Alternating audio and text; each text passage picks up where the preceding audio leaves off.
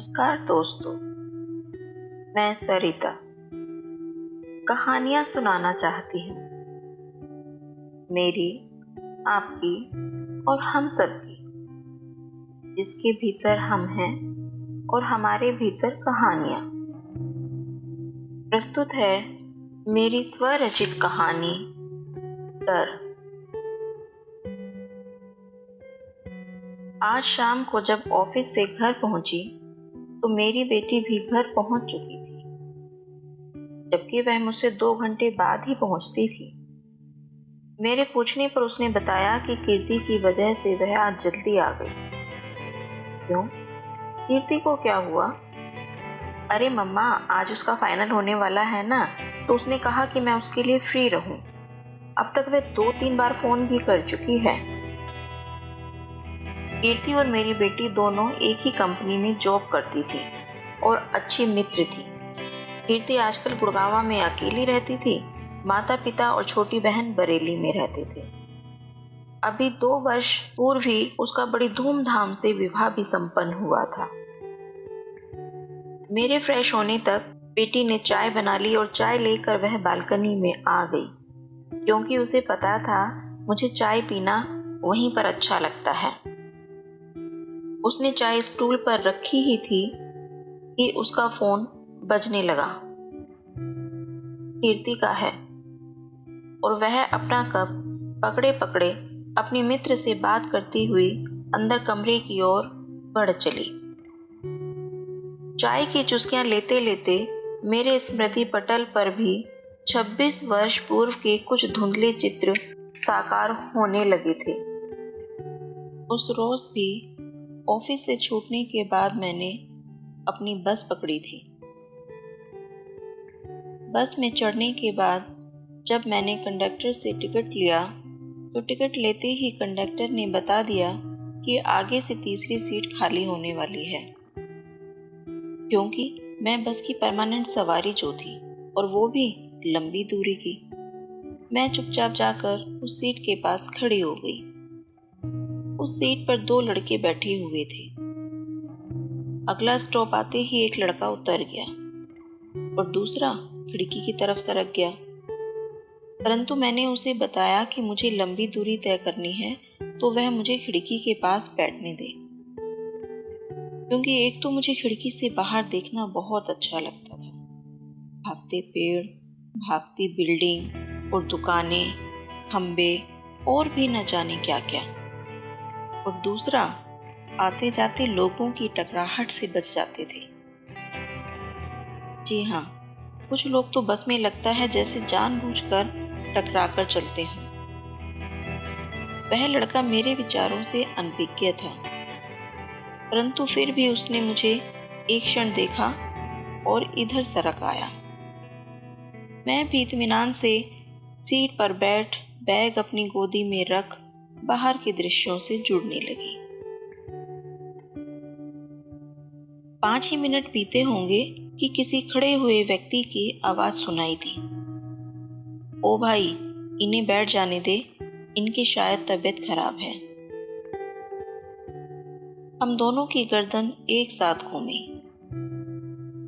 हमारी सीट के बराबर एक लड़की खड़ी थी। उम्र कोई 19-20 साल की रही होगी। नीले रंग के सलवार सूट, जिस पर ना जाने कितनी सिलवटें अपना स्थान बनाकर जिद्दी ढंग से ठहरी हुई थी। पतली, लंबी, कुछ बिखरे से बाल और बेतरतीब ढंग से बना जूड़ा। चेहरा नहीं दिख रहा था, क्योंकि जिस हाथ से उसने हैंडल पकड़ा हुआ था उसी पर उसने अपना चेहरा टिकाया हुआ था। अनमने ढंग से वह लड़का उठ जाने पर मजबूर हो गया। मैं सोचने लगी कि अगर हम तीनों महिला होती तो एडजस्ट होकर बैठ सकती थी, क्योंकि बस के सफर में यह आम बात थी। 2 की सीट पर अक्सर 3 महिलाओं को बैठे देखा जा सकता है। लगता है शायद बस में होने वाली असुविधा से वे एक दूसरे को बचाना चाहती हों। क्योंकि जिस महिला ने कभी बस में सफ़र नहीं किया है वह शायद जानती भी नहीं होगी कि बस में क्या क्या असुविधाएं होती हैं एक महिला को। और कुछ लोग जो ये सोचते हैं कि लड़कियां बस में खड़ी क्यों नहीं रह पाती, क्या उनके अंदर इतनी ताकत नहीं है? पर वो शायद उनकी उस असुविधा को नहीं जानते जो कि उनके खड़े रहने पर आते जाते कुछ मुसाफिर जानबूझकर उन्हें छूने के बहाने ढूंढते। वह लड़की सीट पर बैठ चुकी थी।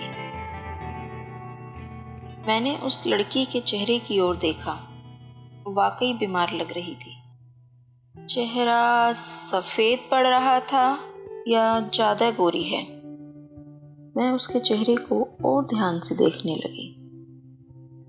उसके चेहरे पर अवसाद की अनगिनत रेखाएं थीं, जिनका कोई अंत नहीं था। मैं उसके चेहरे से ध्यान हटा फिर से बाहर देखने लगी। घर जाकर क्या क्या काम करने हैं उनकी लिस्ट भी मस्तिष्क में बनती जा रही थी। अकस्मात बगल से एक हिचकी की आवाज़ सुनाई दी। मैंने सिर घुमाया तो देखा उस लड़की की आंखों से अविरल आंसू बह रहे थे और हिचकी उसका साथ दे रही थी।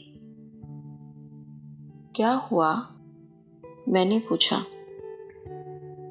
तबीयत ज़्यादा खराब है? पानी पियोगी? परंतु उस ओर एक जिद्दी सन्नाटे की दीवार थी। प्रश्नों की गेंद मेरी तरफ से उछलकर उसकी ओर जा रही थी, परंतु मेरी ओर वापस नहीं आ रही थी। मेरा ध्यान आकर्षण बाहर से ज़्यादा उस पर केंद्रित होने लगा। उसकी तरफ से कोई जवाब न आने पर भी मैंने पानी की बोतल निकाली और साफ है कहकर उसकी ओर बढ़ा दी।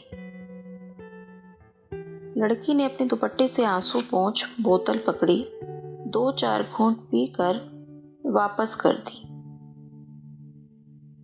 अकेले हो? मैंने फिर प्रश्न उछाल दिया। उसने ना में गर्दन हिला दी। मेरा हौसला बढ़ा। कौन है साथ में? उसने गर्दन पीछे मोड़ी और इशारा कर दिया। मैंने भी पीछे मुड़कर देखना चाहा, पर समझ ही नहीं आया किसकी तरफ इशारा था। कहाँ जाओगी?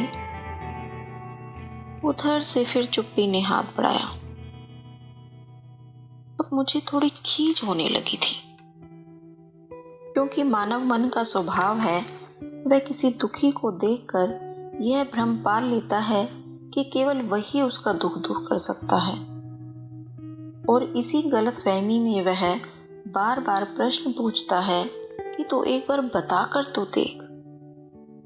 और जब सामने वाला उस पर विश्वास नहीं करता तो बहुत ज्यादा खींच होती है। मैं भी इसी हिंडोले पर झूल रही थी। मुझे क्या लेना देना किसी से। अपने अंदर इस भावना को बलवती कर मैंने फिर जबरन सिर घुमा लिया खिड़की के बाहर। पर दिमाग था कि शांति नहीं हो रहा था। मैंने फिर से गर्दन मोड़ी और उसके साथी को तलाशने लगी। 3-4 सीट छोड़कर एक दंपत्ति पर मेरी नजर ठहर गई। वहां बैठी स्त्री बार बार अपने दुपट्टे से आंसू पोंछ रही थी कि कहीं कोई देख ना ले, पर बेशरम आंसू थे कि फिर लुढ़काते थे। उसके साथ में बैठा व्यक्ति आपलक सामने देखते हुए भी किसी को नहीं देख रहा था। आसपास के वातावरण से नितांत अनभिज्ञ, चेहरे पर कठोरता और बेबसी दोनों का बसेरा था। पहनावे से दोनों निम्न मध्य वर्गीय नजर आ रहे थे। मैंने गर्दन घुमा ली और बराबर में बैठी लड़की की ओर देखने लगी। अब वह सामने वाले डंडे को दोनों हाथों से पकड़ अपने चेहरे को उन पर टिका कर बैठी थी। परंतु सुबकियां जारी थी। रह रहकर उसके शरीर में सिहरन हो रही थी।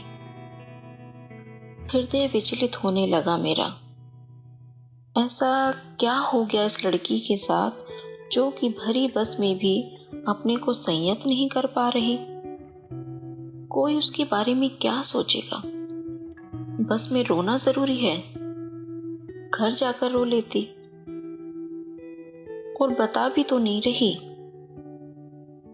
ओहो, तो असली समस्या मेरे साथ ये थी कि उसको दुख क्या है ये मुझे क्यों नहीं मालूम, क्योंकि यह तो मेरा जन्म सिद्ध अधिकार है। और शायद मेरा खींचने का कारण भी यही था। मुझे समझ नहीं आ रहा था कि मैं क्या करूं। धीरे धीरे मेरा सफर भारी होने लगा। अभी तो मेरा स्टॉप आने में आधा घंटा था। कैसे ये समय बीतेगा। अचानक उसकी सुबकियां तेज होने लगी। मैं घबरा उठी और जब मुझे कुछ न सूझा तो मैंने अपना हाथ उसके हाथ पर रख उसके हाथ को धीरे से दबा दिया। सांत्वना देने का एक नया अंदाज अनुभव ने सिखा दिया था मुझे। वास्तव में मैं अब उसके दुख से द्रवित होने लगी थी। नहीं चाहती थी कि वह मुझे कुछ बताए, परंतु उसको सांत्वना देकर उसको ढांढस बंधाना चाहती थी। दिल से चाहती थी कि वह शांत हो जाए। किसी ने सच ही कहा है कि दिल से दिल को राह होती है। मेरी यह अनुभूति शायद उसके दिल तक पहुंच गई थी। मेरे हाथ के स्पर्श ने वो जादू कर दिखाया जो अब तक मेरे मौखिक प्रश्न नहीं कर पाए थे। मेरे स्पर्श से मानो उसकी संवेदनाओं को शब्द मिल गए और शब्द अपना आकार लेकर होठों से बाहर निकलने को आतुर हो चले। उस लड़की ने अचानक मेरे हाथ को थामा और मेरे कंधे पर सिर रख दिया। दीदी, उन्होंने मुझे छोड़ दिया। मुझे लगा बस में जैसे कोई बम फट गया। दिमाग सुनने समझने की शक्ति गायब। किंकरते विमुड़ सी हो चली मैं। अब चुप होने की बारी मेरी थी। वह सुबकियां लेते हुए क्रमशः बोलना आरंभ कर चुकी थी। मुझे बताया भी नहीं कि मेरी गलती क्या है। बस पापा मम्मी को बुलाकर कह दिया कि अपनी लड़की को ले जाओ, मेरा अब इससे कोई रिश्ता नहीं। ऐसा भी होता है क्या भला? अब मेरा क्या होगा दीदी? मेरे मम्मी पापा का क्या होगा? वह मुझे रोज शराब पीकर पीटते थे। मैंने तो तब भी मम्मी पापा से शिकायत नहीं की। सब लोग मेरे बारे में क्या सोचेंगे? मेरे मम्मी पापा को कैसे कैसे ताने मारेंगे। मैं तो नौकरी भी नहीं करती दीदी, अब मेरा क्या होगा?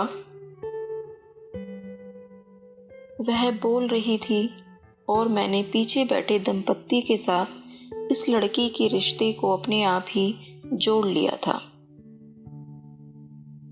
मैं केवल उसके हाथ को सहला रही थी क्योंकि मेरे होठ सिल चुके थे। मैं चुपचाप उसका हाथ थामे बैठी थी। उसके किसी भी प्रश्न का जवाब मेरे पास नहीं था। मैंने पीछे मुड़कर उसकी मम्मी को आवाज दी, आंटी, आप यहाँ आ जाइए, मुझे उतरना है। उसके हाथों को उसकी गोदी में रखा। हिम्मत रखो, वरना तुम्हारी तबीयत खराब हो जाएगी। इससे ज्यादा कुछ ना कह पाई। मेरी झोली में शायद शब्द ही नहीं थे और ना ही उसके प्रश्नों के जवाब। तो कहती भी क्या? मेरे पास था तो केवल एक अनजाना डर, जो कि मेरे भीतर किवाड़ खोल घुसने की कोशिश कर रहा था, क्योंकि मेरी शादी को भी अभी 1 ही वर्ष बीता था। मम्मा मम्मा, चाय पीते पीते ही सो गई क्या? मेरी बेटी ने हठात मुझे झंझोड़ दिया। वह खुशी से चहक रही थी। मम्मा, कीर्ति को डिवोर्स मिल गया। वह आजाद हो गई। अब उसे उस व्यक्ति के साथ नहीं रहना पड़ेगा जो कि बात बात में उसका तिरस्कार करता था, अभद्र भाषा में बात करता था, जब देखो उस पर फप्तियां कसता रहता था, और उसके नौकरी करने पर भी वह बार बार उसको ताने देता था। उसको वह बिल्कुल सम्मान ही नहीं देता था। लगता था जैसे वो सोचता हो कि स्त्री तो मर्द के पैर की जूती है। वह क्रमशः लगातार उत्तेजित स्वर में बोल रही थी। मेरे भीतर एक नई दुनिया बनने लगी थी, जिसकी जमीन अत्यंत भरी पूरी, ठोस और रंगीन थी। उस दुनिया से निकल एक विश्वास भरी मुस्कुराहट मेरे लबों पर आने की इजाजत मांग रही थी। 26 वर्ष पुराना डर, जो कि मेरे किसी कोने में दुबका छिपा बैठा था, दुम दबाकर भागने की तैयारी में लगा था।